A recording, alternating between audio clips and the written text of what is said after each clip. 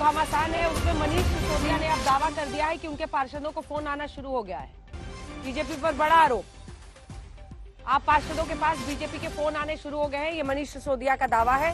BJP का खेल शुरू हो गया है, हमारा कोई पार्षद बिकेगा नहीं। बड़ा दावा, बड़ा आरोप भारतीय जनता पार्टी पर मनीष सिसोदिया उप मुख्यमंत्री लगा रहे हैं।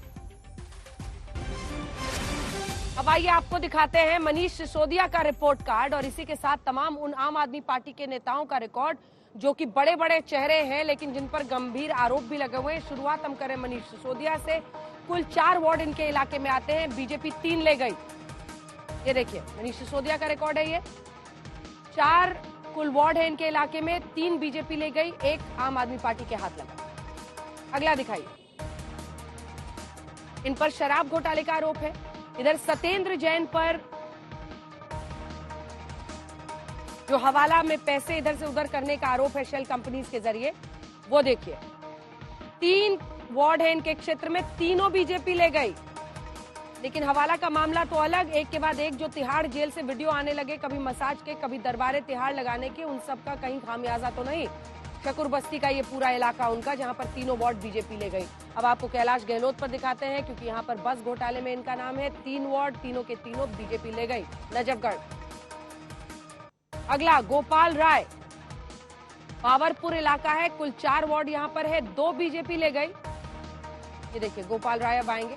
2 बीजेपी ले गई इनके इलाके में, 1 आम आदमी पार्टी के हाथ लगा और 1 कांग्रेस के। ये कन्वीनर है आम आदमी पार्टी के बाबरपुर इलाके का ये रिपोर्ट कार्ड है। इमरान हुसैन, पल्ली मारान, यहां पर 3 वार्ड है, 1 बीजेपी के हाथ और 2 आम आदमी पार्टी के हाथ। ये इमरान हुसैन का बल्ली मारान का रिपोर्ट कार्ड देख लीजिए। अब हम आपको दिखाते हैं सौरभ भारद्वाज का ग्रेटर कैलाश का इलाका। यहां पर 3 वार्ड है कुल इनके इलाके में और 3 वार्ड में 1 बीजेपी, 2 पर आम आदमी पार्टी।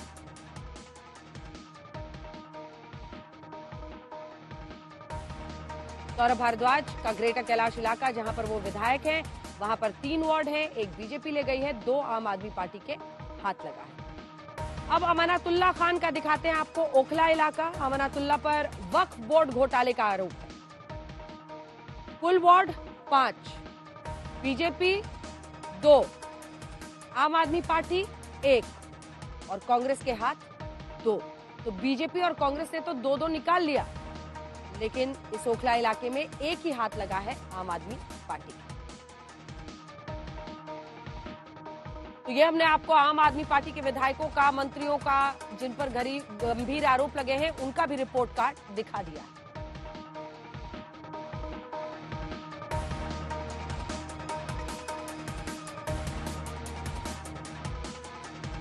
एक छोटा सा रिएक्शन इस पर ले लेते हैं। क्या ये डायरेक्ट कोरिलेशन है? क्योंकि मनीष सिसोदिया उप मुख्यमंत्री हैं और अरविंद केजरीवाल के बाद अगर कोई बड़ा चेहरा है तो सिसोदिया साहब का है।